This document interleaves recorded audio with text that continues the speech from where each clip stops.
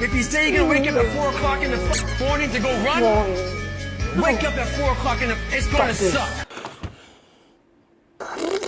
You woke up at 4 AM after watching some motivational YouTube video, and then on TikTok, you saw this TikTok influencer going to work at 5:30 before heading to school at 7. So much done in such a short amount of time. That must be the reason why he or she is in the top institutes. And you thought, I could do that. so you logged in, you tried emulating her, but guess what? You still can't finish your revision. And what's worse, you end up falling asleep, not just at home, but also in school. And maybe the only saving grace is, despite the lack of sleep, you still score an A for your test. But guess what?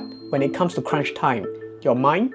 Blank. You scored a U, and once again, you failed. And to be frank with you, I don't blame you. My students and even myself have went through the same kind of trouble and went through the same kind of pain that you did. And today, just give me 15 minutes and I am going to share with you, based on my years of experience, the 4 reasons why your study plan is broken, and most importantly, how to fix it. And these are actionable steps that you can take right now. Yes. And believe me, you don't want to miss number 3. If you use them all together effectively, that easy A is coming your way. The first sign is the most common one. You spend a lot of time studying, but nothing on your to-do list seems to strike off. And this is why it happens.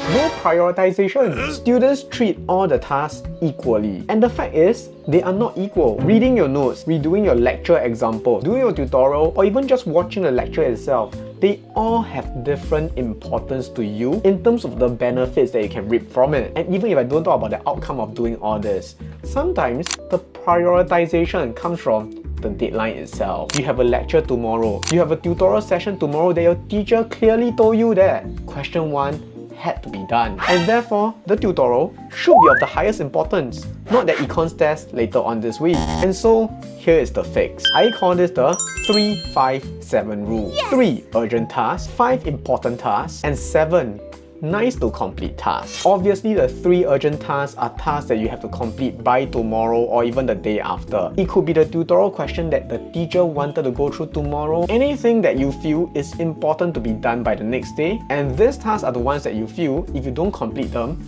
disaster could strike. For me, when I was a student, the 3 urgent tasks would usually be tutorial questions, and sometimes I would have assignments, and sometimes I would have tests by the end of the week. Then I'll lay out all the topics I want to complete by a certain amount of time. And maybe one of the topics needs to be completed by the next day. Next, the 5 important tasks due this week. For me, the important task as a student is usually the revision plan or even something concerning my CCA. It could be planning for the training, it could be preparing my readings for my debate competition, or it could be doing the corrections for some of the tutorial questions that I got wrong. Because corrections isn't just about copying the correct answer, it's also about going through the thought process and comparing to what you have done versus what the teacher had done. And then finally, this is my favorite part, the would be nice to do tasks. And usually this will be the most of them, because it's sort of like a fantasy that you look forward to by completing your 3 and 5 tasks. And for me, this would be nice task would be reading ahead of school, looking at the lecture notes that you have collected but the teacher would not have taught until like maybe the end of next week. This is really the luxury of everything, which is that you have completed what are the most important, and now you have a bit more time to do the things that you feel should be completed, but at the same time,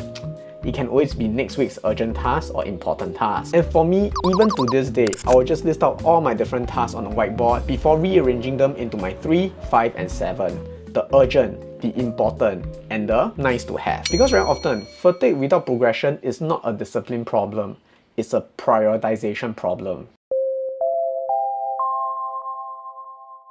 And this next one is also one of the most common. You read a chapter, you make your notes, and then overnight, next day, nothing. This is why it happens. You did passive studying. In other words, you did performative studying. You were cosplaying as one of those study influencers on TikTok. There was no retrieval practice built into your plan. That means every time you start studying, you just start as a blank page. You did not try to recall whatever you've done previously, and then you just take it as a fresh start.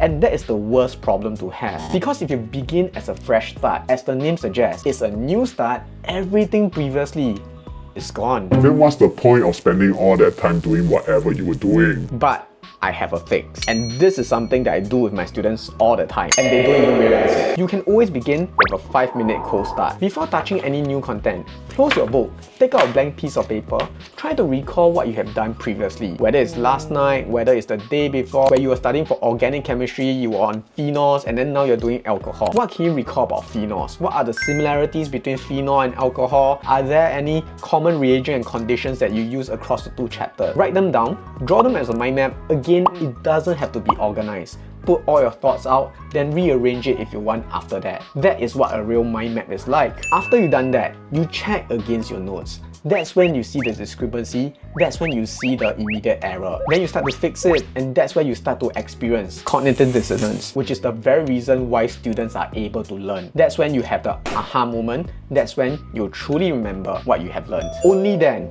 you move forward. In short, your study plan is not broken because you forgot. It's broken because you never put your memory to the test. It never tested your understanding to begin with. And again, that's precisely what I do in all of my classes. Every time I begin a class with, what do you recall from last week? And then I'll just ask them to throw answers at me and I'll catch them. I put it on the board, then I write down whatever we have done last week in the sequence of how we did it and also in the order of importance. Once I laid out everything, everybody can see what's going on. Whatever I've written on the whiteboard is effectively the summary. And for the students who like to copy notes, this is your notes, not the word for word, not the highlighting of your lecture notes.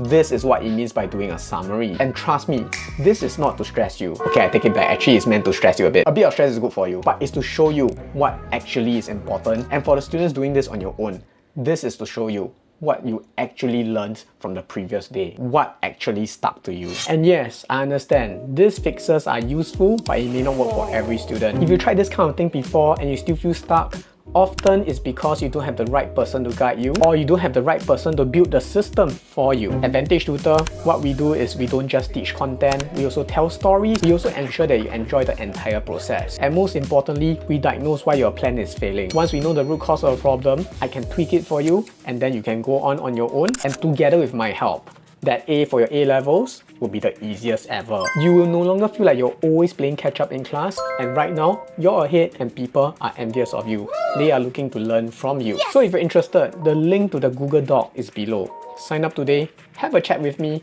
and we'll see how I can help you. No obligations. This next one is going to concern sign number 1 as well. Your plan says, review vectors, and then you allocate 45 minutes. But 2 hours later, you are still barely done with the dot product.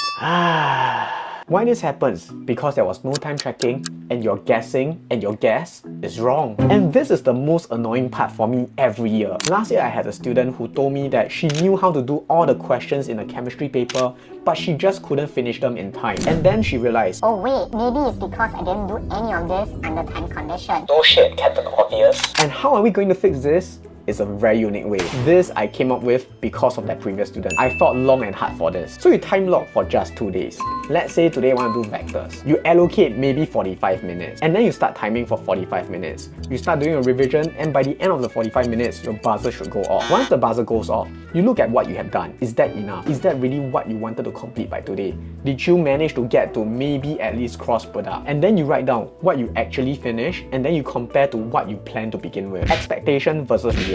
Now, this is the part that I'm very proud of. It's called the reality ratio. And let's say now there is a discrepancy. You want to complete up to cross product. You continue studying, but then you continue the timer as well, which means your timer continues from 45 minutes, and then you're going to complete whatever you plan to do. You took another 1 hour to complete cross product. You record it down. Compare it to what you said at the start. You say you're going to spend 45 minutes to complete both dot product and cross product in vectors, whereas what you actually took was 1 hour 45 minutes. Now this part is the part that I'm very proud of. It's my own patented reality ratio. You like formulas, right? I teach you formula. You take your time taken, which is 1 hour 45 or 105 minutes divided by the 45 minutes. From here, you should get a ratio 2.33. Now you know you took twice as long as what you planned. So when you go back to my 357 method, now you know your important tasks as you list them down. You can have a better sense of how long it actually takes you to complete a certain task. That means to say, maybe you want to go on to do vectors too, about lines. And in your mind, maybe you think you take about 1 hour. Take the 1 hour, multiply by the 2.33. And now you have a better gauge and a more accurate gauge of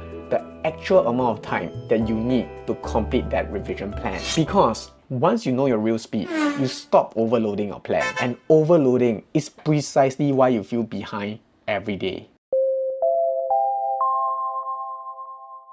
This also annoys me. So let's say today you feel motivated, you want to do well because you went on TikTok and then you saw my brilliant paper review and you thought, I can take this paper on. and so you went on to my Telegram channel.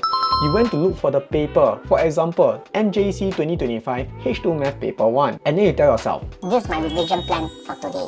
I'm going to complete it under time practice. and then it never happened because National Junior College, known for their hard math papers, I probably should revise a bit more first. And so you flip open your notes, you revise and you revise and revise, and then guess what? The brilliant paper that you wanted to do under time conditioned never happened. Irritating or not? This is why it happens. Because once you open your notes, you were reading through the notes and you felt, I understood this. Maybe I should work on this a bit more. Maybe I should redo this lecture example, and then you feel safe. Because while you're doing this, you're making progress, you're being productive. Even though there's a small challenge, but at least you feel safe. And then you thought to yourself, the paper according to Yao Le is almost a 10 out of 10 for difficulty. That will make me look bad. What if my confidence get crushed? And I get it. Practice paper feels hard. You are going to feel exposed. And I know you're trying to avoid discomfort. I will do that too. But we have to progress eventually. Like I always tell my students, we don't fail, we learn. And here's my solution to this problem. Flip your week. Do not review your content first. Initially, you were doing content revision, exam practice, then review your answers. Now we're going to switch up this entire process. You are going to try the exam paper first, regardless of whether you're ready or not. Review your answers, then compare it to your school's content. But wouldn't that mean that I will fail? Precisely. Because there are no consequences from failing this paper. Your friends doesn't have to know, your teachers don't have to know, but what you want to know is where your gaps are. Where are the missing parts in your knowledge? For example, in H2 chemistry, is it that you don't know how to do elucidation questions? Or is it that you don't know how to pick a good distinguishing test? Or is it you're just bad at synthesis altogether? Because only by trying this under time practice, you will be fully made aware of where your weaknesses are, and then as you review the answers, you can see very clearly the discrepancy between expectation and reality again. From there, jot down all the things that you are missing, all the weakness that you have. Either you bring it to me as a tutor, or you bring it to your teachers, or you can just review it yourself. Now you know exactly where your weaknesses are. You go on to your notes, you go back to your lecture examples, you go back to your tutorial questions, look for similar examples, look for similar questions that require the same skills, apply it again, or even try revision package questions. Make sure you're good at the skills that you're missing, and then go on to my Telegram channel, pick out another brilliant paper again, try again and see whether these gaps are now eventually filled. Because if practice papers are always for tomorrow, your study plan is designed to protect your ego, not to improve your grades. Flip it and see the results for yourself. So once again, these are the 4 reasons why your study plan is broken and the 4 solutions that I have for you. The sooner you start on them, the faster you get your results. Try it today, try it for a month and see where it takes you. Believe me, you are going to see results if you try it consistently. Either way, grind hard, but also do it smart. Because this is Yao Le from Vantage Tutor, a class above the rest. Take care.